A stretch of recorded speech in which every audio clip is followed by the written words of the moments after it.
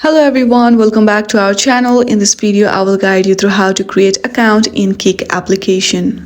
For that, first of all, simply launch Kik application on your device. There you will see two options, that is login and join. Tap on join. Accept all of the terms and conditions by simply tapping on accept button. Now, here you have to add your birth date. Once you add it, tap on submit button. Now here enter your username. Now enter your password. Once you are done with both, tap on submit button. Here you have to add your email address.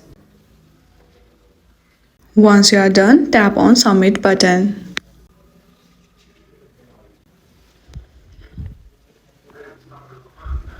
And that was it. You have successfully created account in Kik application. I hope this video was helpful. If you like this video, then please do not forget to like and subscribe to our channel. Thank you for watching.